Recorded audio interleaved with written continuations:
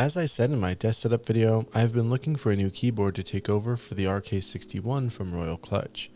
Surfing on Amazon, I believe I found an excellent option for those like myself who are looking for something more customizable. What is up guys, my name is Adam Enriquez, and this is my review of the Keychron K6. The Keychron K6 is a 65% wireless, hot-swappable RGB mechanical keyboard. The version I have here is using the Gateron red switches, but they do give you a ton of options with this keyboard. You can do hot swap, non-hot swap, RGB, non-RGB, and have a choice of red, brown, or blue Gateron switches when you purchase the K6. Included in the box is a USB-C cable, a keycap puller, and a switch puller, as well as some keycaps for switching between Mac and Windows, as this does work with both operating systems. The K6 can connect to up to 3 devices wirelessly using Bluetooth 5.1, allowing you to switch back and forth using the Q, W, and E keys as devices 1, 2, and 3 respectively. The board has tons of RGB options, which can be quickly changed by using the dedicated light button on the top right of the keyboard. And if you find yourself hitting the light button accidentally like me, you can lock your lighting settings by holding the FN1, L, and light buttons for a few seconds.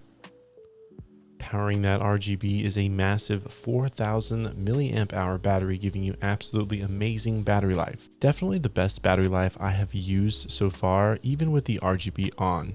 I can easily say this has lasted longer than a week while being used daily without a charge, taking about 3.5 hours to recharge. Moving on to the build quality of the keyboard weighs in at just 1.5 pounds and has a really solid feel. The K6 is made with an aluminum frame and plastic backing.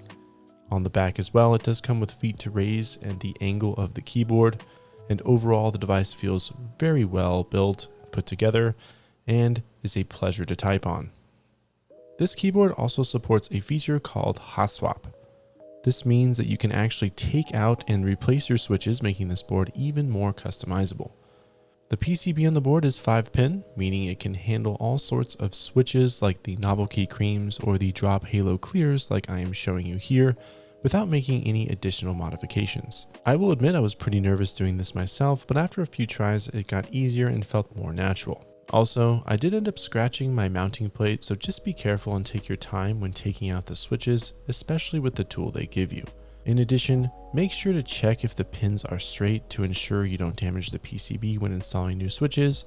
And lastly, do all of this while the board is unplugged and off. I think the hot swap feature is really cool and allows you to try all types of switches, works well, and adds another layer of customizability to the keyboard, which, in my opinion, is always a good thing.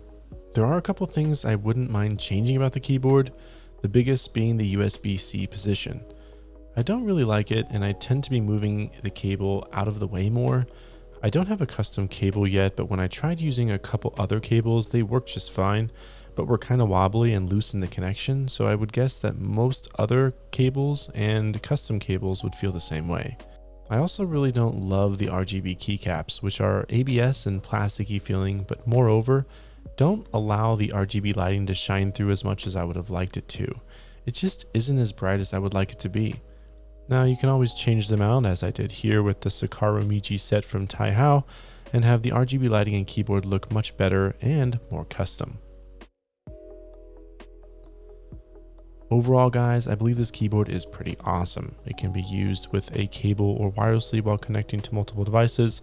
It has great battery life, tons of RGB lighting choices, and lastly, it has hot swap, so you can easily customize the switches, giving it those custom keyboard vibes.